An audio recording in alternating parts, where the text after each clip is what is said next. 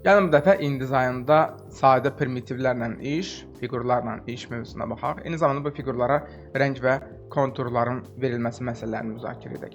Düz əslində bir qrafik, sadə primitivlərdən, sadə qrafik obyektlərdən bir kompozisiya qurmaq, illüstrasiya çəkmək bəlkə daha çox Illustrator'ın, Photoshop'un işidirsə də, amma zaman-zaman InDesign'da da çox mürəkkəb olmamaq şərti ilə hansısa kompozisiyaları qurmalı oluruq. Ona görə bu məsələni, yəni fiqurlarla işi burada da nəzərdən keçirək.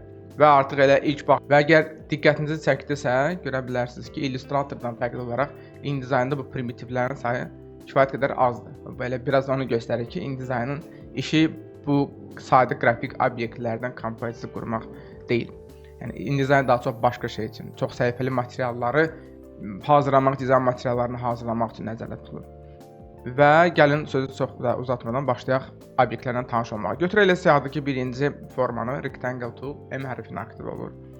Sadəcə rahat görmək üçün margin daxilində bütün düz bucaqlı, daha doğrusu səhifə boyunca az qala bir düz bucaq çəkək.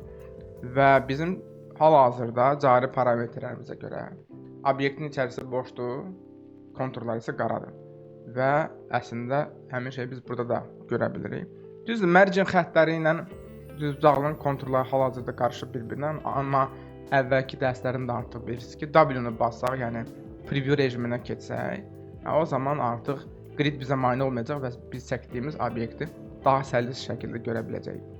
Biz obyektə verdiyimiz görüntüləri, yəni rəng və daxili rənglənmə və kontur rənglərinin görüntülərini, rənglərini, parametrlərini müvafiq pəncərələrdə və eyni zamanda dinamik kontrol paneldə, option barda görə bilərik. Gəlin baxaq görək hansı parametrlərimiz var. İlk elə rənglərdən başlayaq. Biz belə bir ciddi sistemli rəng təyin etmək fikrimiz yoxdursa, rahatlıqla bu fill və stroke parametrlərinin üzərində müvafiq şəkildə tıklayıb istədiyimiz rəngi təyin edə bilərik istənilən obyektə. Məsələn, belə bir tikli bənövşəyi rəng seçdim və biraz əvvəl əgər içəri tamamilə boş idisə, artıq həmin hissə, yəni ki, rəng hissə dolmuş oldu. Eyni şeyi gəlin stroke-a da təyin eləyək. 2 dəfə tıkladım.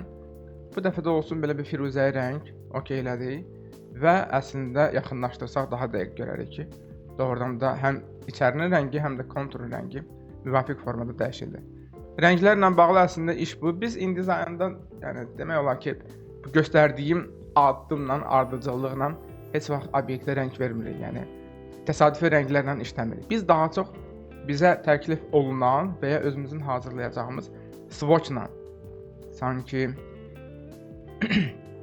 rəng palitrasının, hazır rəng palitrasının daha çox işləyirik. Rəng palitrasının, hazır rəng palitrasının daha çox işləyirik. Yaxşı, gəlin baxaq görək niyə bu rəng palitrası elə Illustratorla müqayisədə çox kasıbdır, çox kasıbdır. Yəni kasıbdır, amma biz bunu istədiyimiz qədər artıra bilərik. Məsəl üçün, əgər mənim bir korporativ rəngim var və o rəng də budursa, tikli bənövşə rəngidirsə, mən onu da bu swatch-a daxil edə bilərəm.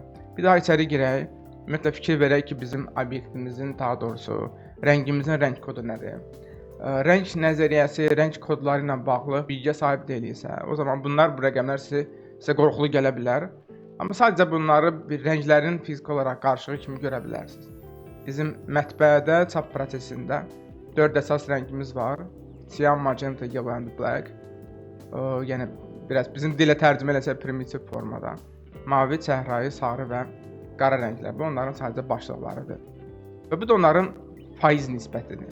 Yəni bu faizlərdə rənglər qarışır və nəticədə belə bir görüntü alınır. Belə bir görüntü meydana gəlir. Məsələn, qara rəngi mən indi bu tərkibdən çıxarım. Daha təmiz, daha sanki açıq daha doğrusu rəng görüntüsü alınacaq. 65% mavi rəngdir, 85% tutaq ki, magenta çəhrayı rəngdir, 40% sarı rəng. Bu mənim rəngimdir və mən istərdim ki, bu rəng həmişə əlimin altında olsun, çünki mən bunu aktiv istifadə edəcəyəm. O zaman add symbol swatch və OK elədikdən sonra görürük ki, bəli, müvafiq rəng düşdü siyahıya. Yəni bu siyahıdakı istənilən rəngə bir tıkla biz, təbii ki, obyekt seçilidirsə, rəngi dəyişə bilərik. Daha doğrusu oranın içərisini bu rənglərlə rəngləyə bilərik. Burada iki qaranı xatırladan rəng var. Black and registration. Sizi çaşdırmasın. Bizə əgər qara ilə işləmək lazımdırsa, həmişə bu lazımdır. Bu 4 rəngin 4-ünün də bir arada qarışığıdır və bu daha çox texniki eskizlərdə çap üçün hazırlanacaq yəni texniki materiallar da bizə lazım olur. Yəni bundan ehtiyac olmadıqca biz istifadə etmirik. Qaradsa bu lazımdır.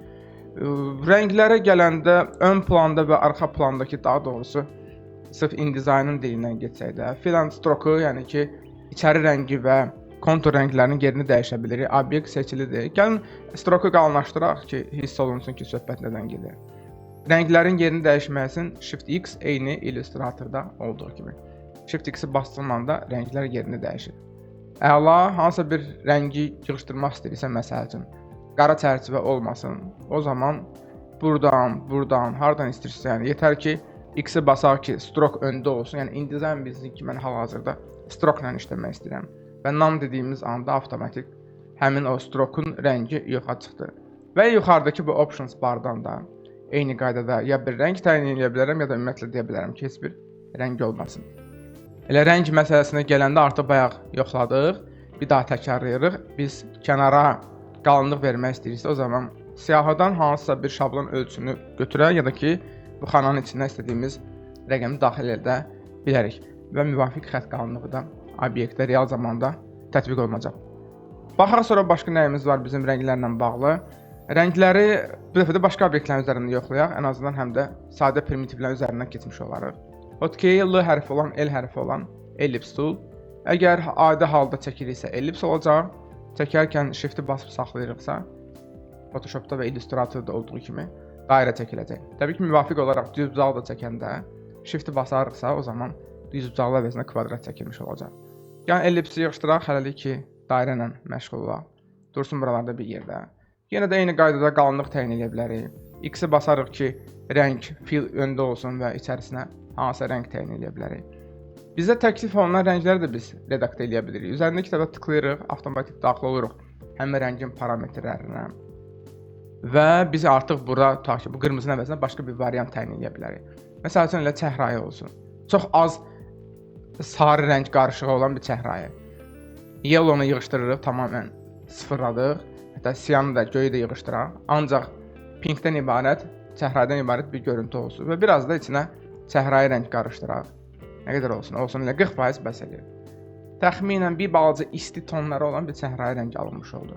Təbii ki, istənilən pəncərədə gəl preview varsa, onu söndürüb yandırıb baxa bilərsiniz ki, real time-da, daha doğrusu aktivləşdirib real time-da baxa bilərsiniz ki, verdiyiniz dəyişikliklər obyektin üzərində öz əksini necə tapacaq. OK eləyirik ya da cancel eləyib çıxırıq buradan. Biz bura adlar da verə bilərik. Hal-hazırda cari olaraq hansı rənglər varsa bir rəngin tərkibində, rəngin adı da elə həmin formada. Yəni sadəcə kodu öz üzərinə götürməklə formalaşır. Amma biz bunu name with color value parametrinə yığışdırsaq, o zaman istədiyimiz adı da verə bilərik. Bənövşəyi ya da ki, istənilən bir brendin adını şərti olaraq qoyub brand color deyək, tutaq ki, istənilən bir ad verə bilərsiniz. Çox da önəmli deyil, gəlin biz elə bu şəkildə də saxlayaq. Bəzən biz bu hissəni daha biraz steril, təmiz saxlamaq istəyirik. Lazımsız rənglərdən xilas olmaq istəyirdik. Swatches pəncərəsində menyuya daxil olsaq və burada açılan siyahıda Select All Unused edə bilərik. Yəni, bütün istifadə olunmamış rəngləri seçib, sonra da Delete basarıq. Ancaq qara ki, konturda istifadə olunub və eyni zamanda da mavi və qırmızı rənglər qalacaq. Bir də təbii ki, ağ, None və Registration. Bu artıq biraz da texniki şərt olaraq, texniki tələb olaraq, yəni ki, bunların burada iştirakı zəruridir, lazımdır. Onlar yəni ki, hər bir halda qalmalıdır. Sonra davam edək. Gedək stroke mövzusuna biraz baxaq. Stroke bizdə ancaq rəng və konturdan ibarət deyil. Stroke'un parametrləri daha doğrusu. Eyni zamanda stroke'un formaları da bizim bugünkü mövzumuz olacaq. Əgər bir Illustratorda dalğalı xətt almaq üçün dolayı yollarla biz istifadə edərdiksə, dolayı yollarla daha doğrusu bunu alardıqsa, bir qırıq-qırıq xətt və s. InDesign bu baxımdan bəlkə də daha rahatdır. InDesign bu işi biraz şablonlaşdırıb. Yəni sizə dalğalı xətt lazımdırsa, o zaman girin, siyahıdan dalğalı xətti götürün. Gəlin bununla eləyək, fill olmasın, ancaq stroke-a fokuslanaq və biraz da yaxşı görmək üçün xəttin qalınlığını artıraq. Dalğalı, məsəl üçün 2 xətt, nə bilim başqa, bir xətt nazik olsun, bir xətt qalın olsun və ya qırıq-qırıq xətt olsun. Təbii ki, kobud görünürsə də, amma xətt kontur nazik olarkən çox da nazik eləməyək. Bu daha biraz estetik görünəcək. Xəttlər daha aralı ola bilər, nə bilim, bu bir nöqtə formasında ola bilər. Yəni bunu biz təbii ki, bir dairənin üzərində deyil də, dizaynda hansısa bloku, bir modulu o birisindən ayırmaq üçün istifadə edirik bu tipli tərtibatı. Məsəl üçün bir menyu dizayn edirsiniz ya da fərqi yoxdur, bir kitab dizayn edirsiniz. Başlıq qoydunuz, həmin başlıqları xəttlə ayırırsınız bir-birindən. Amma xətti də standart şəkildə göstərmək istəmirsinizsə, tutaq ki, bir dalğalı xətt formasında, biraz qalınlaşdıraq bunu. Dalğalı xətt formasında bu şəkildə bir konstruksiya tərtib edə bilərsiniz. Yəni ümumi xəttlərlə bağlı məncə hələlik bilməli olduğumuz bu. İllüstratordan bizə tanış olan başqa bir mövzu var, onu da göstərək, xəttlə bağlı. Gəlin həm xəttin qalınlığını artıraq, həm də içəri doğru bir rəng verək.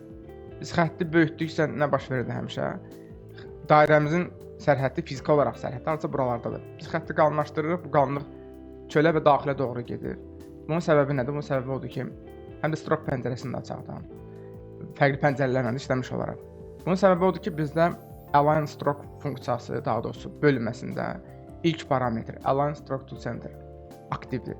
Yəni stroke qalınlaşdıqca mərkəzə doğru align olunur. Yarısı çölə, yarısı isə daxilə doğru böyüyür. İkincisini götürsək, align stroke to inside böyüdükcə daxilə doğru görürsüz, artmış olur.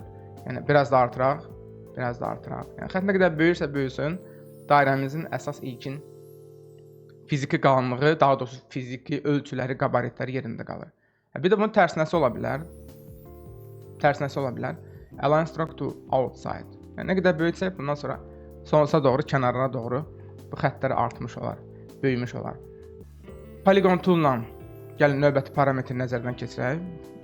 Yenə də bir shift-lə müstəviyə səthə, daha doğrusu paralel bir altı bucaqlı çəkək, dursun qıraqda bir yerdə. Və buna bir qalınlıq təyin edək və şərti olaraq elə bir ağ rəng verək. Ağ rəng olanda siz rahatlıqla istənilən yerdən tutub hərəkət etdirə bilirsiniz.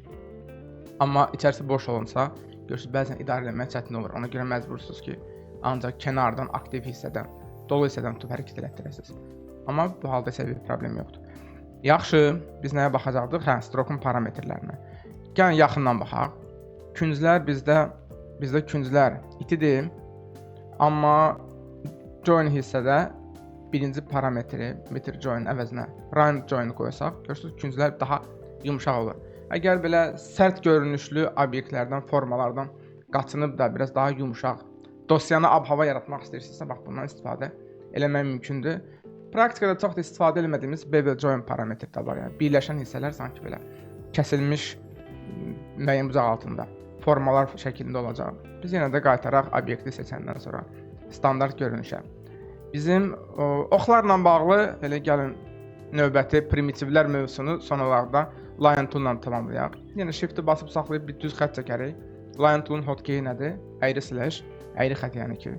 Obyekti götürdük ki, bu bizə bir xəttdir. Ona müəyyən bir qalınlıq verək, müəyyən bir rəng verək və baxa görə stroke-dakı digər parametrlərimiz nəyə cavab edəkdir? Artıq type mövzusunu bilirik. Start end, yəni bir xəttin başlanğıcı var və bir də sonu var.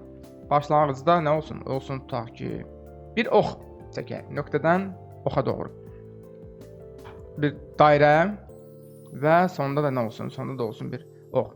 Sanki bir infografika hazırlayırıq və bir T4-da, infografikadan bu tipli şeylərdən istifadə edə bilərik. Yəni, nöqtədən, hansısa bir başlanğıc nöqtəsindən istiqamətə doğru, müəyyən istiqamətə doğru bir vizual çəkmişik. Bunu da vizuallaşdırmışıq. O zaman belə bir görüntüdən istifadə edə bilərik. Bunların yerini dəyişə bilərik bir tıkla. Yəni girib siyahıdan bunları əllə seçməyə ehtiyac yoxdur. Sadəcə belə dəyişə bilərik. Başqa bizim bu oxlarımız və dairələrimiz çox kobud görünə bilir bəzən. Yəni bəzən də belə bu şəkildə də bizi qane edə bilər. O zaman scale miqyasdan biz bunu idarə edə bilərik. Yəni daha kiçik ölçüdə bir rəqəm verək, göstərici daxil edək. 30% olsun bu, elə eyni formada. 30% də bu.